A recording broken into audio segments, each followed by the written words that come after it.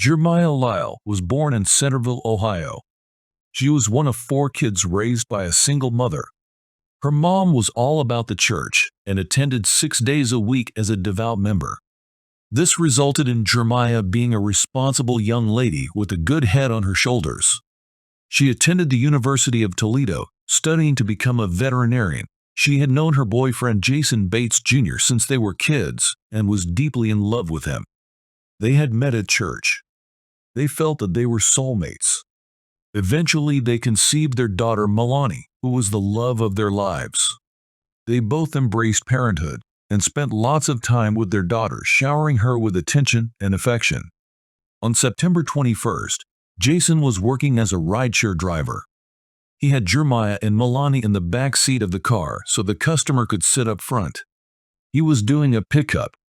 He went to a business near the airport to pick the customer up and take him home. Unbeknownst to Jason, the customer had been part of an ongoing dispute at his job. It had escalated to the level of verbal threats. Allegedly, the customer owed a coworker money, and there had been some confusion about repayment. When they got off work, the coworker had followed him from a distance. Jason and the customer were both unaware that the coworker was behind them. He was in a blue Chevy sitting on the passenger side as someone else drove.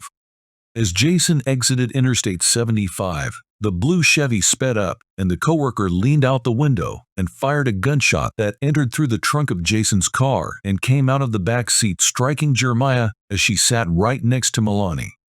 Jason sped toward Miami Medical in Dayton, but was unable to get there in time. Jeremiah was pronounced unalive as they reached the hospital. Her family and friends were in shock that such a thing could happen to such a kind, sweet person. Jeremiah was an innocent young woman who was taken away from her 4-year-old daughter and 25-year-old boyfriend for no good reason. She didn't deserve this. New at 5, Dayton police need help finding the people responsible for the death of a woman who was shot in a car next to her 4-year-old daughter. Today, they told News Center 7's Mike Campbell it looks like Jeremiah Lyle died after being hit by random gunfire along US 35. Mike? Well, Gabrielle, this is a tragedy, and the circumstances are almost impossible to comprehend. Now, a couple was giving a friend a ride home. They came off 75 southbound onto 35 west right here, and about 7:15 Saturday morning, the driver heard a shot, then heard his 26-year-old girlfriend screaming she'd been shot. She would die, despite the fact he immediately jumped off 35 west onto this exit ramp at James H. McGee Boulevard and drove her straight to the hospital. My granddaughter lost her mom. My son is broken. Jason Bates Sr. told me his son, Jason Bates Jr., called him Saturday morning screaming that he was driving his girlfriend to the hospital. Her social media profile confirms Jeremiah Lyle had just turned 26. Their shared 4-year-old daughter was next to her in the back seat.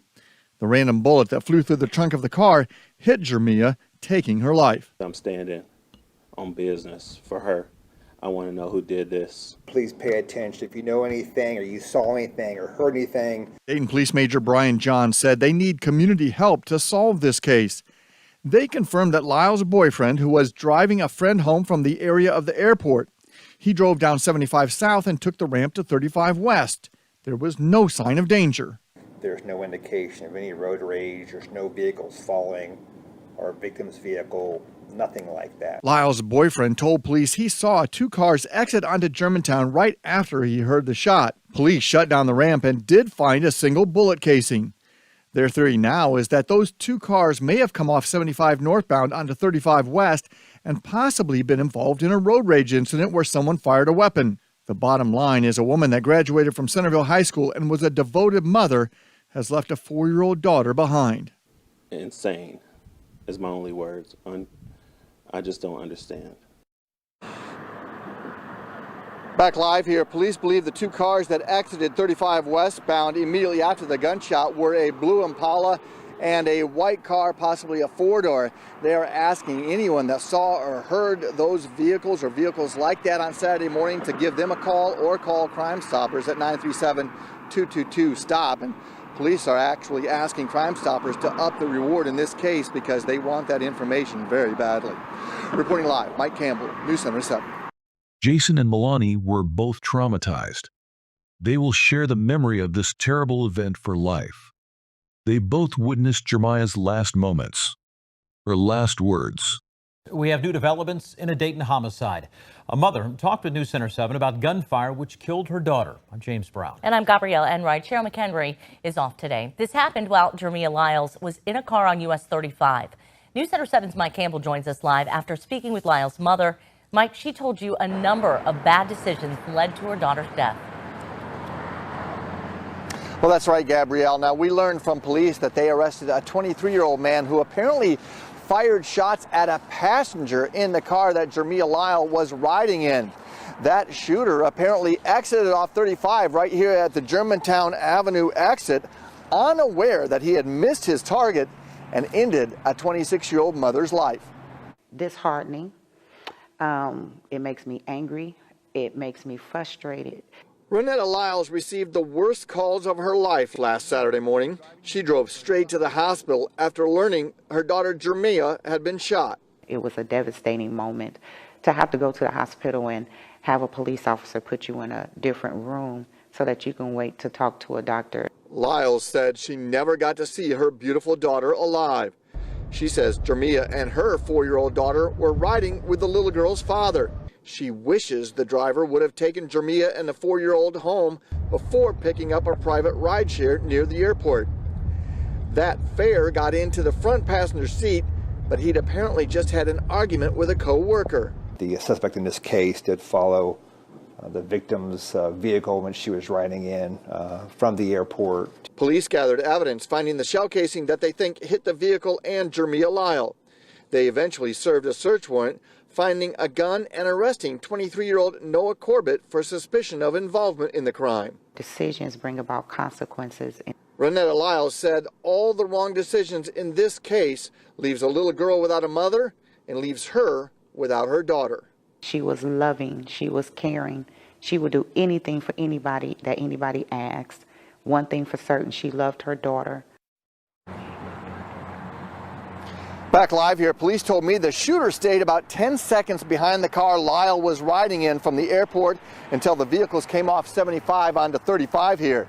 Officers also said that it was a flock camera out near the airport that first noticed the car that was following, and that's where they started gathering information that led them to the shooter.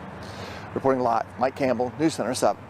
The police were informed of the dispute by the rideshare customer and soon made an arrest in the attack.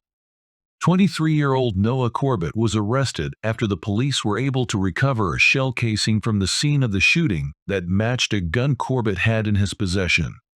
Noah Corbett also owned and drove the blue Chevy seen in security footage from I-75 southbound. He was shocked when police told him that he had hit Jermiah as she sat next to her 4-year-old little girl, and that she didn't survive. He thought that he had hit the customer in the front seat who was his coworker and had owed him money. He expressed regret and told police that Jermiah wasn't the intended target.